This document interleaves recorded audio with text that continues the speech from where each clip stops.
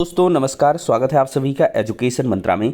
दोस्तों supreme court से निर्णय आ चुका है और इस फैसले का असर बहुत सारे कह लें भर्ती प्रक्रियाओं पर पड़ेगा, जो हो गई हैं या जो हो रही हैं।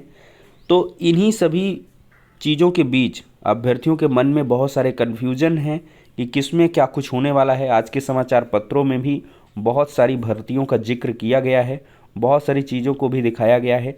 इन पर भी हम डिस्कशन करेंगे और फाइनली ये देखेंगे कि क्या कुछ होने वाला है। दोस्तों वीडियो में आगे बढ़े, लेकिन इसके पहले एक छोटी सी इन्फॉर्मेशन। आज हम बात करेंगे यूपी टेट की बेस्ट बुक के बारे में, जो चच्चू पब्लिकेशन की है। अगर इस पुस्तक की खास बात करें तो इसमें सभी सब्जेक्ट्स को कवर किया गया है, संस्कृत सहित 3000 से अधिक अध्यायवार महत्वपूर्ण प्रश्न हैं जिनकी बाकायदा व्याख्या दी गई है। 4 सोल्ड पेपर भी हैं, विश्लेषण चार्ट भी आपको मिल जाएगा। दोस्तों ये पुस्तक आपको ऑनलाइन और ऑफलाइन दोनों मोड में अवेलेबल कराई गई है। ऑनलाइन के लिए लिंक डिस्क्रिप्शन बॉक्स में है, ऑफलाइन के लिए किसी भी नज़दीकी बुक स्टॉल पर कांटेक्ट कर सकते हैं।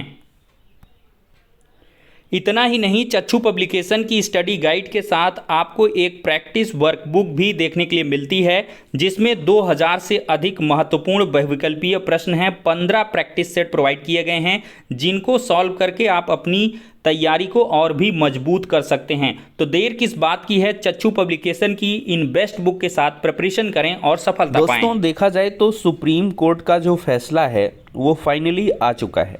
Supreme court is the apex court. अब कोई कोर्ट से राहत मिलेगी ये इम्पॉसिबल सा दिख रहा है। एक ऑप्शन रिव्यू पिटीशन का होता है जिसमें संभावना ना ही के बराबर होती है, फॉर्मेलिटी होती है। क्योंकि सुप्रीम कोर्ट खुद के फैसले को पलटे ऐसा नहीं देखने के लिए मिला है। रिव्यू पिटीशन में कुछ नहीं होता है, याचिका खारिज हो जाती है, प्रायः ऐसा देखा गया है। ठीक है, तो उससे ज़्यादा उम्मीद मत पालिएगा।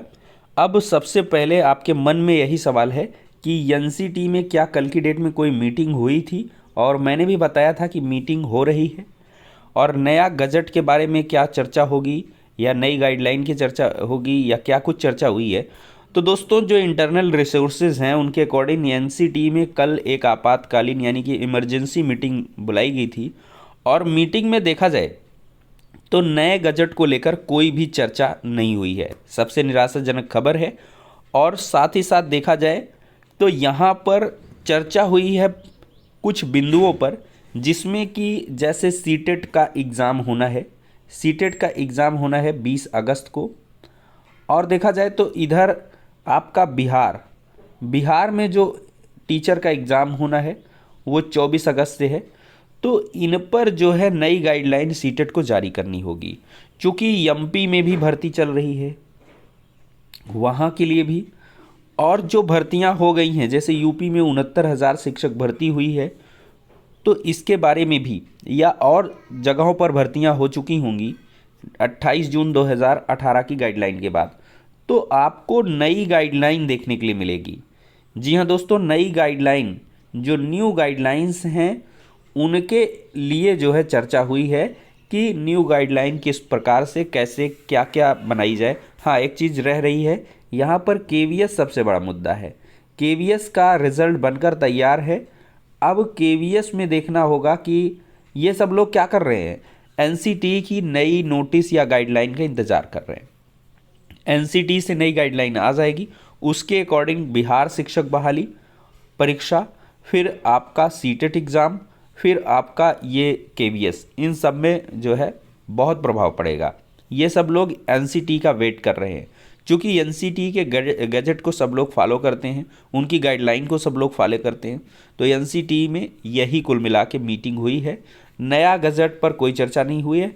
और दोस्तों ऑर्डर को लेकर भी चर्चा हुई है, और उसमें रिव्यू पिटीशन, जी हाँ दोस्तों, रिव्यू पिटीशन को दाखिल करने की बात हुई है कि रिव्यू पिटीशन के माध्यम से जो है इस मुद्दे को पुनः से उठाया जाए।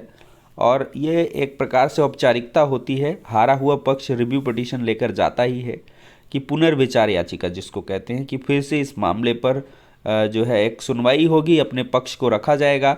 जो पक्ष मैंने मतलब कि छूट गए हैं या ऑर्डर में कोई ऐसी चीज़ जो रह गई है, तो इस पर डिस्कशन होता है। ठीक है, और फाइनली फिर ऑर्डर आता है और उससे राहत बीएड को मिलेगी, इसकी संभावना बहुत कम निकल के आती है। वो 10% भी आप मान लें तो ज़्यादा ही होगा मेरे हिसाब से। 10% तो आप समझ सकते हैं, इसका मतलब ज़्यादा खास नहीं रहता है। अब दोस्तों सबसे बड़ा सवाल आपके मन में होगा कि 69,000 शिक्षक भर्ती के जो चयनित हैं क्या वो बाहर हो रहे हैं। दोस्तों देखा जाए तो जो ऑर्डर आया है, ऑर्डर में कहीं भी 69,000 की बात तो कही गई है, लेकिन उसके बारे में कुछ मेंशन नहीं किया गया है कि इन कैंडिडेट्स का क्या होगा जो इस गाइडलाइन से सिलेक्टेड हो गए हैं। लेकिन दोस्तों एक बात यहाँ पर स्पष्ट है कि रेट्रो प्रोस्पेक्टिव ढंग से आपका नुकसान नहीं होगा, ठीक है, क्योंकि पूर्व में भर्ती आपकी कंप्लीट हो चुकी है। लेकिन आपको दोस्तों यहाँ पर पठन पाठन कार्य करना है जाकर के। आज भी विद्यालय खुले हुए हैं। आज पठन पाठन का तो कार्यक्रम नहीं है, लेकिन आगामी समय में आप लोग पठन पाठन कार्य करते रहें। लेकिन एक बात यह है कि आपको कमर कसनी होगी। यहाँ दोस्तों अपनी कमर को कस लें, चूँकि आपको एक बड़ी लड़ाई लड़नी पड़ सकती है। चूँकि आपके खिलाफ जो याचिकाएं हैं उनको जो है ड्राफ्ट करने का या उनको जो है फाइल करने का जो काम है वो गुपचुप तरीके से चल रहा है। कोई भी होता है तो देखा जाए तो समझ लीजिए कि कुरेदने का काम करेंगे कुछ लोग, मैं आपको पहले से बता दे रहा हूँ। तो आप लोग तैयार रहेंगे और आप लोग जॉब में हैं तो इस वजह से कोई भी ढीलाखोरी ना करेंगे। क्योंकि तनिक भी अगर आपने लापरवाही की तो देख सकते हैं कि जज साहब ने आदेश फाइनल दे दिया, बीएड वाले लापरवाही किए हैं। पूरे देश का बीएड कैंडिडेट अगर इकट्ठा हुआ होता, बड़े एडवोकेट्स के माध्यम से कायदे से पक्ष रखा जा सकता था, रखते अगर, तो शायद कुछ निर्णय में बदलाव देखने के लिए मिल सकता था। लेकिन यहाँ पर क्या हुआ है कि पक्ष कमज़ोर ढंग से रखा गया। एनसीटी ने भी पूरी तरीके से जज साहब के क्वेश्चन जो हो रहे थे, धूलिया जी ने बहुत सारे क्वेश्चन किए थे, उनका सेटिस्फैक्ट्री आंसर नहीं दिया गया। तो इस वजह से भी तो लापरवाही नहीं होनी चाहिए। और आप लोग को ये बता दें कि आप सेफ हैं, ठीक है, आप सेफ हैं, जॉब जाएगी इसकी संभावनाएं बहुत ही कम हैं। लेकिन अपने आप को सुरक्षित करना होगा। तो सभी लोग तन मन धन से इकट्ठे होंगे, एकजुट होंगे और डायरेक्टली देखिए आपका मामला सीधे सुप्रीम कोर्ट ही जाएगा। आप सोचे हाई कोर्ट का सिंगल बेंच, डिवीज़न बेंच, जो कि जो विरोधी पक्ष है वो भी होशियार है कि सिंगल डबल करते रह जाएंगे तो कई साल गुजर जाएगा, कुछ होने वाला नहीं है। डायरेक्ट सुप्रीम कोर्ट में जाएगा मामला। तो वहाँ आप लोग जो है सतर्क रहेंगे, सावधान रहेंगे, ठीक है दोस्तों। अब बिहार शिक्षक बहाली की परीक्षा की हम बात कर लें तो यहाँ पर बिहार की तरफ से शिक्षा विभाग के अधिकारियों ने कहा हुआ है कि जो एनसीटी की गाइडलाइन आएगी उसके अकॉर्डिंग हम काम करेंगे। ये जो आज समाचार पत्र में मसाला निकला है कि बिहार भर्ती में शर्त ना होने से बच गए बीएड वाले, ये फर्जी है। 79,943 पदों पर जून में विज्ञापन। अगर भाई शर्त नहीं रखी है तो इससे क्या मतलब होता है? सुप्रीम कोर्ट को कोई दरकिनार कर देगा? सुप्रीम कोर्ट का ऑर्डर है, सबको मानना पड़ेगा या उसके हिसाब से काम करना पड़ेगा। तो ये फर्जी खबर है, इस पर ध्यान ना दें। इसमें प्रभाव 100% पड़ेगा। बिहार के जो भी आला अधिकारी हैं शिक्षा विभाग के, उन्होंने यही कहा है कि जो एनसीटी की गाइडलाइन आएगी उसके अकॉर्डिंग हम काम करेंगे। और यहाँ पे देखिए बिहार की भर्ती में पूरे उत्तर प्रदेश के हज़ारों अभ्यर्थियों ने जो है इसमें जो है आवेदन किया है और बिहार शिक्षक भर्ती में बीएड धारियों से आवेदन लिया गया। इस पर उन पर सुप्रीम कोर्ट को शुक्रवार का आदेश, चाहे विज्ञापन निरस्त हो जाए। विज्ञापन को चैलेंज कर देंगे लोग कि जो है विज्ञापन जो है सुप्रीम कोर्ट के ऑर्डर के विरुद्ध जा रहा है। ऐसा नहीं होगा, ये फर्जी बात है, इस पर ध्यान न दें। देखिए एनसीटी जो गाइडलाइन निकालेगी और आपको 2-4 दिन के अंदर 100% गाइडलाइन आ जाएगी और उसके अकॉर्डिंग बहुत सारी चीज़ें क्लियर हो जाएंगी। बाकी एक ये वायरल खबर चल रही थी, ये भी पूरी तरीके से फर्जी है। ऐसी कोई बात नहीं है। गजट के त्रुटियों कमियों को नया गजट लाना, संशोधित गजट, सभी टीचर ट्रेनिंग को ध्यान में रख के, ये सब फर्जी बातें हैं। विचार विमर्श के लिए जी हाँ एक मीटिंग हुई थी, इसमें सिर्फ इतनी सी सच्चाई है, बाकी सारी खबरें इसकी गलत हैं। इसकी कोई भी खबर सही नहीं है, शुरू में ही वीडियो में बताया है। अब देखिए तीसरी खबर पर चर्चा करें कि सीटेट पेपर 1 मार्कशीट क्या निरस्त हो गई है। दोस्तों देखा जाए तो यहाँ पर साफ साफ लिखा है the certificate shall abide by the outcome of the final decision of the honourable supreme court rendered in SLP number ये। तो इसका मतलब मूर्खों को पता नहीं है कि सर्टिफिकेट जो अबाइड बाई मतलब कि निर्भर करेंगे, ठीक है, मानना पड़ेगा ऑनरेबल सुप्रीम कोर्ट का जो एसएलपी का आउटकम होगा उसके अकॉर्डिंग जो है हम फॉलो अप करेंगे, ठीक है। सेल वर्ड का यूज है कि मतलब इन फ्यूचर की बात कह दी है, ये पुरानी बात है। और देखिए जो एरर आ रहा है डिजी लॉकर में वो एट अ टाइम बहुत सारे लोग ने जो है स्ट्रक किया है यहाँ पर, तो इस वजह से वेबसाइट में प्रॉब्लम है, ठीक है। अब आप बीटीसी वाला भी डाल के देखेगा और बीएड वाला। अच्छा, मूर्खों को ये नहीं पता है कि पेपर 1 से बाहर हुआ है ना, पेपर 2 का क्यों बाहर करेंगे? पेपर 2 तो लेंगे ही लेंगे ना। क्या बीएड वाले पहले पेपर 2 नहीं देते थे? इन मूर्ख पार्टी को कम से कम पता होना चाहिए, अफवाह फैलाने में सबसे आगे रहेंगे। हाँ, ये सत्य है कि सुप्रीम कोर्ट के ऑर्डर के हिसाब से देखा जाए तो जो मार्कशीट है वो रद्दी हो गई है आपकी बीएड वालों की। लेकिन हाँ, एक एनसीटी की जो गाइडलाइन है वो आ जाएगी तो सीटेट का आपका पेपर 1 का रिजल्ट हटा दिया जाएगा या उसको निरस्त कर दिया जाएगा, सीधे से हटा ही देंगे, पेपर 2 का बस विजिबल रहेगा। ऐसा इन फ्यूचर होगा, अगर जो भी आएगा उसके हिसाब से काम करेंगे, या सीधे से यही रख दिया जाएगा, नीचे एक लाइन जोड़ देंगे कि पेपर 1 जो है वैलिड नहीं है माननीय सुप्रीम कोर्ट के ऑर्डर के अकॉर्डिंग, ठीक है, बाकी पेपर 2 आपका वैलिड है। अब दोस्तों देखा जाए तो एमपी की शिक्षक भर्ती से भी बीएड अभ्यर्थी बाहर हुए हैं। ये एमपी वाले भी नहीं बच पाएंगे क्योंकि दिसंबर 22 में आपका विज्ञापन जारी हुआ था, बीएड आवेदन कर सकते थे। वही बात फिर से आती है कि एमपी हो गया, यूपी हो गया, बिहार हो गया, कहीं का कुछ भी हो गया, सब बाहर हैं। आज की डेट में सुप्रीम कोर्ट का ऑर्डर इफेक्टिव हो चुका है।